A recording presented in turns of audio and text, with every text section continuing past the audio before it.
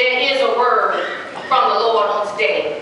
And if I had to give this message a title on today, it will be called A Setback for a Comeback. All right. Go ahead. A setback for a comeback.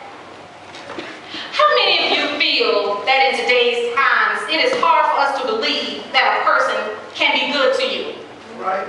How many of you wonder if a person can be kind to you for, shall I say, no reason at all? Don't answer that. You may wonder to yourself, exactly what do they want from me? We struggle with our feelings, and then we say, okay, if I let them give me this, or let them do that for me, what am I going to have to give them in return? Yeah. Ladies, sometimes we may think when a man is kind to us, he wants more than he is portraying. You know, for instance, when you go to Kroger, and you're going and you leave in the store with your groceries, and you get to your car, and there he is, go-to, Bluetooth, smiling. Want to help you with your groceries. And you say to yourself, I don't feel like this today. Not today. Just can't believe that he just want to help you. And then, we won't forget about you. All right. When the ladies smile at you, you with your fine self saying, oh yeah, she likes me. Now why is that? Why can't we believe that a person can be kind to us just because they should be? Yeah. I'll tell you why. We are living in a time when everyone is suspect. That's right. We expect everybody to treat us wrong. We expect everyone to have an ulterior motive. All right. We doubt or question our friendships and our relationships. Yeah.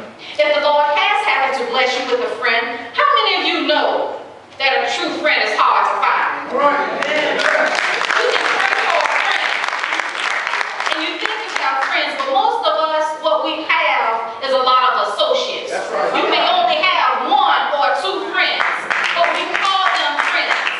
There was a man that once prayed to the Lord and said, Lord, I want you to remove my enemies away from me to protect me. And he found out that he didn't hardly have any friends left. Hey, come on. So a true friend is hard to find. Now here we are. Go ahead. We're in 2 Samuel 9 and 1, Yeah. where David asked the question, is there still anyone who is left of the house of Saul, that I may show him kindness for Jonathan's sake? At this time in David's life, he had gone through many things, and many years had passed. He has fought in many battles and is now king of Israel. I can imagine that David may have been thinking back over his life, remembering how he had become king and how good God had been to him. That's right. He remembered how he had killed Goliath with a rock and a slingshot because of his faith in God that he could do it. He remembered how he was anointed as king when he was just a little shepherd boy.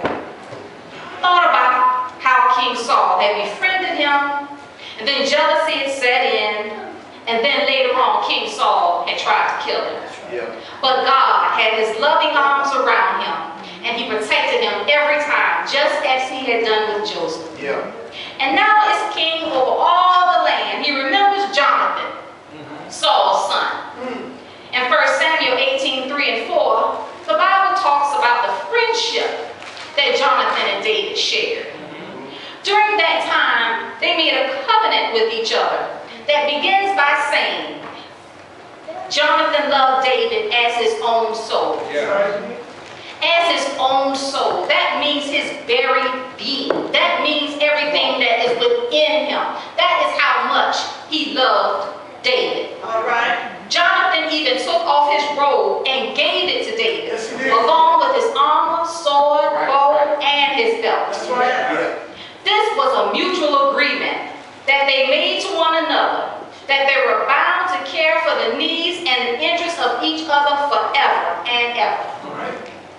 1 Samuel 18 and 3, when Jonathan said he loved him as his own soul. This kindness described the unselfishness of Jonathan's love for David. To give David his armor further emphasized his love for his friend. 1 Samuel 20, 14 and 15, where Jonathan tells David, "And you shall not only show me the kindness of the Lord while I still live, that I may not die, That's right. but you shall not cut off your kindness from my house forever." Yes. See, that's saying even if I'm gone, if there's anyone left of my house, do not cut off your kindness from them either. Yeah. Amen. You see, this kindness, this basic kindness is not based on what you can do for me Right. or what I can do for you, Yeah. but just pure loyalty, a love for a friend. Now think about this. David did not have to fulfill this covenant commitment. No one would have known whether he did this or not. Come on. Yeah. No one knew about the covenant but the two of them, and Jonathan was dead. You see, we sometimes do things because someone else knows about it. Right. We do things to save face. Uh-huh. We do things because if we don't do it, someone might know about it. Whether we want to do it or not, we just do it just because. Yeah. But not David. He did this out of love for his friend and his loyalty to God. This shows the type of character that he had. Oh, don't you wish everyone was like this? I mean, a good, straight-up character. Yes.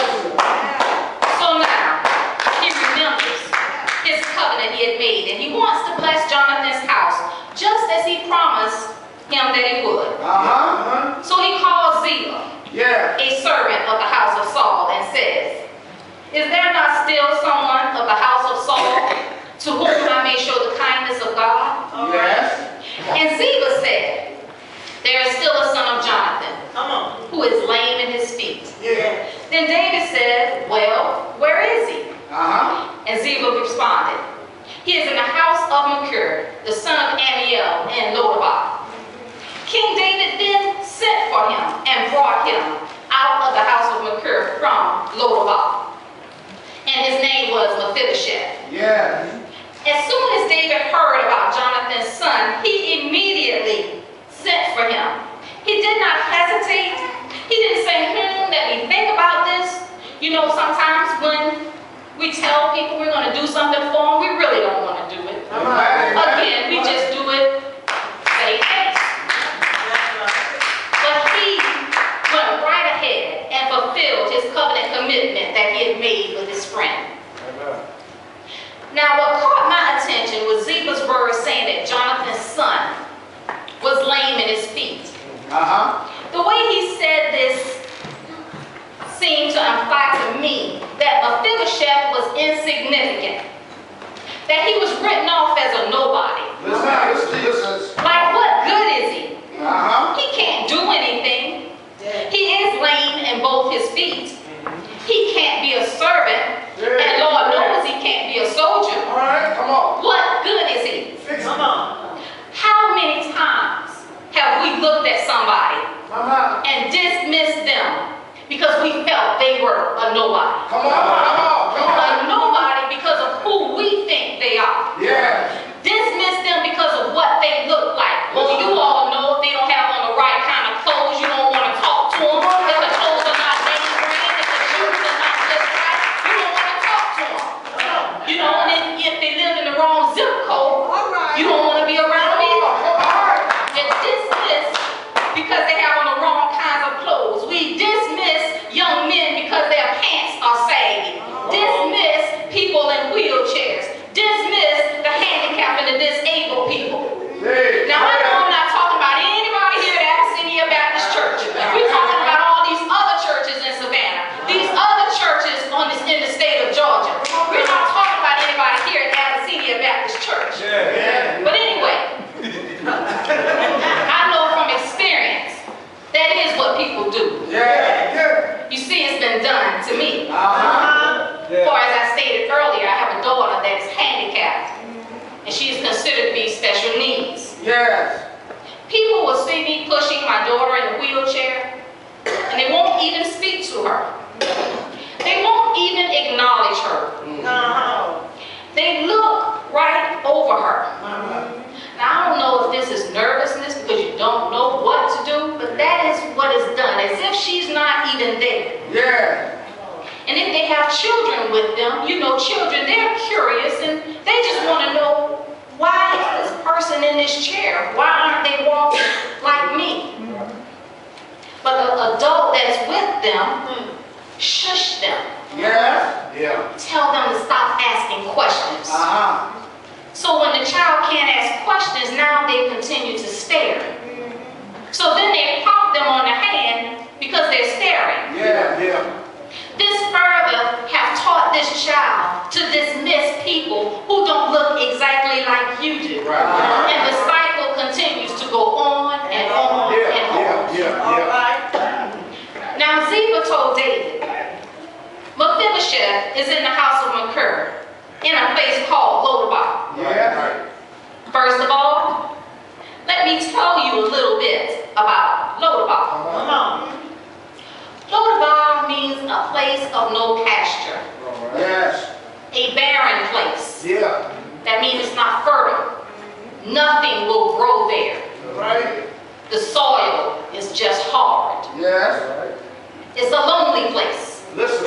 Just a wide spot in the dusty road east of the Jordan, right smack in the middle of nowhere. All right. This is where we find Mephibosheth living. Come on. It is a poverty-stricken place. Listen. Probably a place where nobody wants to live. Yeah. But if you're there, you have no choice. That's right. We find Mephibosheth here. All right. Oh, and by the way, his name means shame destroyer. Yeah. Yes. Or image breaker. Oh. Just threw that in so you can remember that as I go along in my text. Anyway, when he was 5 years old, there was a war that his father and grandfather were in with the Philistines, and they were killed. The nurse that he was left with feared for Mephibosheth's life, and she picked him up to flee with him, and she dropped him. See, with David being the new king as the successor, he could have killed anybody that was left of the house of Saul, and the nurse knew this, so she picked up Mephibosheth to run with him. And at that time, he became crippled. Okay. So I behoove each and every one of you, not anybody here, but just to tell the others, that when you see people that are handicapped and you thank God that it's not you or somebody in your family, yes, do thank God, but don't scorn them. Because all it takes is a moment in the twinkling of an eye for an accident to happen.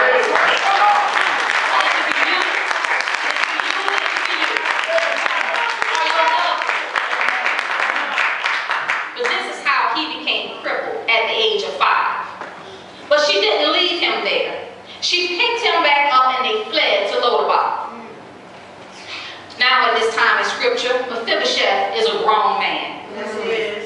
The Bible doesn't tell us why he chose to stay in Lodabar all this time, but I can assume that maybe he was hiding out there. Maybe he was hiding from King David. He probably thought that David was looking for him and trying to kill him. After all, he is Saul's grandson. There you go. He may be there simply because he can't go anywhere else. I mean, church, he is crippled. He needs someone to take care of him. But we can thank God for the kindness of Machir, who took him in and did not leave him. Right. Mephibosheth was probably thinking, where can I go? Then he summed it all up to himself and said, I think I'll just stay here until the good Lord calls me home. Does this sound familiar to you? You ever been in a situation before thinking that this is the end for you? I'll never leave this place. I'll never go anywhere in life. Well, these were probably the thoughts he was having. I know that at some point in his life, the nurse and Machir had to have told him who he was. That he was the king's grandson, a king's kid. Well, that didn't matter now. He probably used to tell his friends that he was a king's kid only for the kids to laugh at him. You know how cruel kids can be. Can you imagine him telling people that his father was a king? Well, what are you doing in Lodabar? Why haven't you moved away from here? If you are who you say you are, leave this place and save yourself. These words sound familiar? Yeah.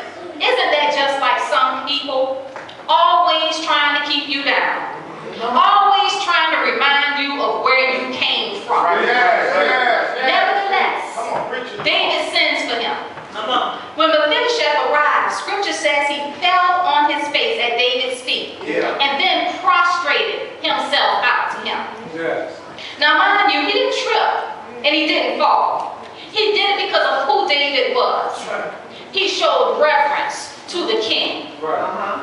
David then tells him he has nothing to fear, but that he was going to show him kindness for his father's sake and will restore to him all the land of Saul his grandfather, and he shall eat bread at his table continuously. Now how long did David say? Continuously. Now I guess Mephibosheth was stunned. I mean, did I hear you correctly? You mean you didn't summon me here to kill me? Right. He fell on his face and he prostrated himself to the king. Maybe he had done this at home when he was alone by himself. Maybe he had lowered himself to the king that was higher than King David. We see here how he humbled himself. Yes. I'm sure he prayed for forgiveness for the sins of his grandfather. That is why the good Lord has healed his land. You see, his name says he is a shame destroyer. Amen. It was a prophetic name. Jonathan didn't know that when he named his son, that God was going to use him to destroy the image that people had about him. But Mephibosheth's name meant God was going to destroy the shame that he felt about himself. You see, he was set back or come back. In Jeremiah 29:11, God said, I know the thoughts that I think toward you, thoughts of peace and not of evil, to give you a hope and a future. He said, come to me, you who labor and are heavy laden, and I will give you rest. Aren't you glad that Jesus died for your sins? You don't have to believe what people have said about you. You don't have to live like you're never going to rise up from where you are. Jesus wants you to come in and sit at his table. He wants you to sup with him. He said, whatever is mine is yours. You are an heir to the throne. You are a child of the Lord Jesus Christ. My Father is rich in houses and land. There's nothing too hard for him. He has all the wealth of the world in the palm of his hands. Aren't you glad for his kindness on today? Aren't you glad for his grace and his mercy? You don't have to do anything spectacular for him to love you, for him to show you kindness. You don't have to remain as Lodabar on today. Come to Jesus just as you are. He's not a respecter of persons. He knows where you are. He knows where you've been. He's ready and waiting to pick you up. He doesn't care about your past. He's ready to give you back everything that the devil stole from you. Take back what is rightfully yours. My Jesus is a redeemer. He is a restorer. He is a deliverer. He can bring you from darkness into the marvelous light. Jesus, my rose of Sharon. Jesus, my lily of the valley. Jesus, my bright and morning star. Jesus, my heaven of terror. Jesus, my name of bearer. Jesus, my everything. Jesus, my King of kings. My Lord of lords. If you are in Lodabar today, won't you come?